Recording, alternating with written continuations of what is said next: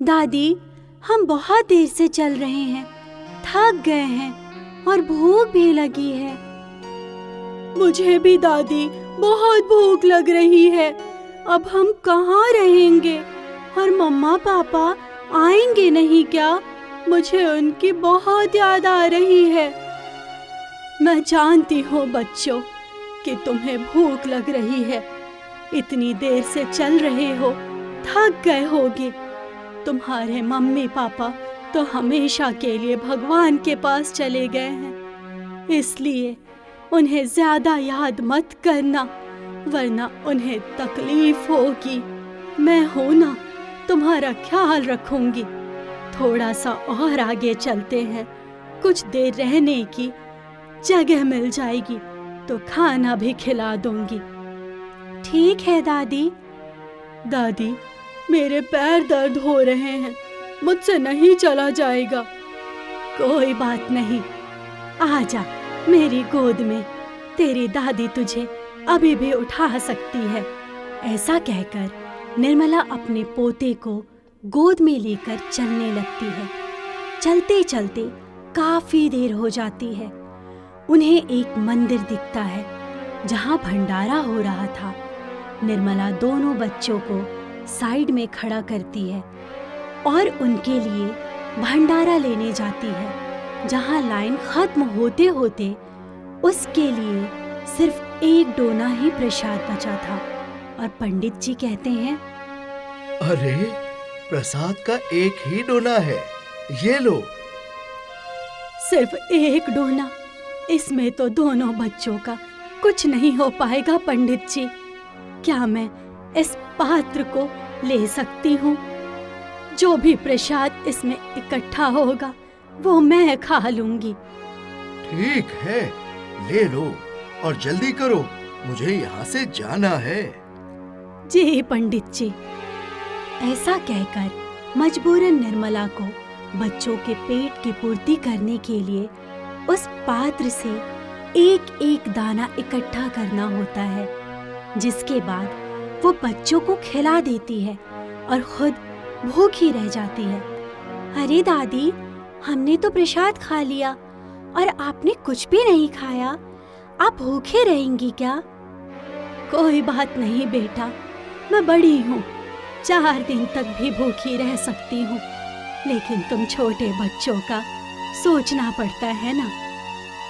रात हो जाती है, रहने का कोई उचित स्थान नहीं मिलता, जिस कारण वो अपने पोते और पोती को मंदिर की सीढ़ियों पर ही अपनी गोदी में लिटा लेती है और थपथपा कर सुला देती है और खुद भी सो जाती है।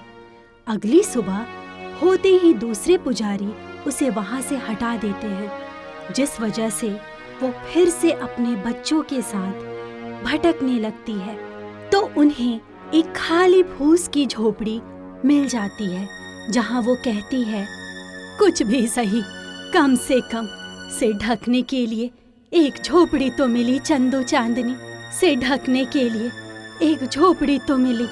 चंदू चांदनी बेटा, अब से हम यहीं रहेंगे, तुम रह तो लोगे ना? दादी, आप परेशान मत होइए, हम यहाँ पर रह लेंगे। ऐसा बोलकर निर्मला वहाँ पर मिट्टी का चूल्हा बना लेती है। फिर बच्चों को झोपड़ी में छोड़कर पास के जंगल से छोटी मोटी लकड़ियाँ इकट्ठा कर और पेड़ से कटहल उतार लेती है, जो वो बच्चों को बनाकर खिला देती है। लेकिन खाने के लिए उन्हें फिर से भटकना पड़ जाता है। अपने पोता पोती को भूख से व्याकुल देखकर कहीं से निर्मला मदद मांगती है तो लोग उसे धिक्कार कर देते हैं। तभी एक दिन उसे शिव मंदिर में बहुत भीड़ लगी हुई मिलती है, जिससे उसे ज्ञात होता है, अरे महाशिवरात्रि है कल तो, और एक दिन पहले से ही इतनी भीड़ लगी है। मैं कल का उपवास करूंगी, पर बच्चों को फिर से कैसे खिलाऊंगी? और शिव जी का दूध से अभिषेक भी करना पड़ेगा, जिसके लिए फूटी कौड़ी हाथ में नहीं है। कोई नहीं, मैं लोगों के जूते साफ करूंगी जिससे वो मुझे पैसे दे देंगे। दादी, आप क्या सोच रही हो? आप क्या करने वाली हो? बेटा, कल महाशिवरात्रि है। शिव जी के लिए दूध चाहिए और तुम बच्चों को भी तो कुछ खाना है ना, तो हम सिग्नल पर चलते हैं, आ जाओ। ऐसा बोलकर निर्मला अपने दोनों पोते पोती का हाथ पकड़कर सिग्नल की ओर साइड में बैठ जाती है। आइए आइए साहब, अपना जूता साफ करवा लीजिए, मैं बिल्कुल चमका दूंगी, सिर्फ 5 रुपए में। ए बूढ़ी अम्मा, जरा मेरा जूता चमकाना अच्छे से करना, शक्ल दिखनी चाहिए। हाँ हाँ बेटा, मैं अभी करती हूँ। ऐसा कहकर निर्मला अपने पल्लू से उस आदमी का जूता चमका देती है, जिसके बाद वो आदमी 1 रुपए का सिक्का देता है। ये लो। अरे बेटा, ये तो बहुत कम है, 4 और दो। मेरे 2 छोटे छोटे पोते पोती हैं, मैं उन्हें खाना कैसे खिलाऊंगी? पोते हो या तोते हो, मुझे क्या, मैं तो इतना ही दूंगा। भीख मांगने के 10 तरीके हैं वैसे तुम गरीबों पर भी, है ना? ये कहकर सुरेश वहाँ से चला जाता है, जिसके बाद और भी लोग बुढ़िया से अपना जूता साफ करवाते हैं और 1-2 रुपए उसे देकर चले जाते हैं। फिर उस पर 10 रुपए भी इकट्ठे नहीं होते। भूख लग रही है, प्यास लग रही है, हाथ में पैसे बिल्कुल नहीं है। समझ नहीं आ रहा बच्चों का पेट पालूं या थोड़ा सा दूध ले जाऊं। दादी, आप मेरी फिक्र मत करो, बस चंदू को खिला दो, मैं ठीक हूँ। नहीं नहीं दादी, मुझे ये पैसे नहीं चाहिए, इससे आप शिवजी के लिए कुछ ले लीजिए कल के लिए। इतने छोटे होकर तुम इतनी अच्छी बात कैसे कर लेते हो? बेटा, मैं इन पैसों से तुम्हें ही खिलाऊंगी। अगर तुम दोनों बच्चों को भूखा रखकर मैंने शिवजी को दूध से अभिषेक किया तो वो नाराज हो जाएंगे। मेरे भोलेनाथ है ना, मेरी उन पर अटूट आस्था है, शायद हमारे दिन जल्दी ही अच्छे हो जाएंगे। जी दादी। ऐसा कहकर वो लोगों की सिग्नल पर अपने पल्लू से गाड़ियां भी साफ करती थी, लेकिन उसे कुछ खास पैसे नहीं मिलते। जो चंद पैसे होते हैं उनसे वो अपने पोते पोती को खाना खिला देती है। 2-3 दिन की भूखे निर्मला ओम नमः शिवाय करते हुए नंगे पांव मंदिर तक पहुंच जाती है। ओम नमः शिवाय, ओम नमः शिवाय, ओम नमः शिवाय। बच्चों, हाथ पकड़ कर रखना, पता नहीं मुझे क्यों थकान सी महसूस हो रही है। मुझे मंदिर में दर्शन करने ही होंगे।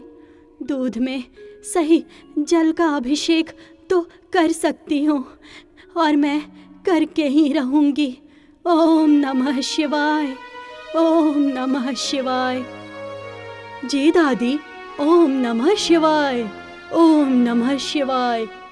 पोता पोती समेत निर्मला महादेव का जप कर रहे थे कि अचानक से निर्मला बेहोश हो जाती है। तभी एक पति पत्नी बच्चों से कहते हैं, हरी हरी बच्चों, तुम्हारी दादी को क्या हुआ?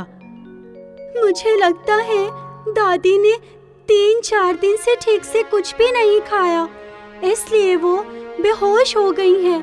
अब मैं क्या करूं? हमारे अलावा उनका कोई नहीं है, आप कुछ कीजिए ना। बच्चे परेशान मत हो, हम तुम्हारी दादी को तुम्हारी कुटिया में लेकर चलते हैं। बताओ कहाँ है? मुझे पता है, वहाँ से थोड़ी सी दूर है, चलिए। तभी वो एक खाली ठेले पर उस बुढ़िया को लेकर उसके घर पहुँच जाते हैं, जहाँ पार्वती निर्मला के मुंह पर कुछ छींटे डालती है। तभी वो होश में आकर कहती है, अरे बच्चों, मैं यहाँ वापस घर में कैसे आ गई? मुझे शिवजी के दर्शन करने हैं, तुम क्यों लाए? चलो वहाँ चलते हैं।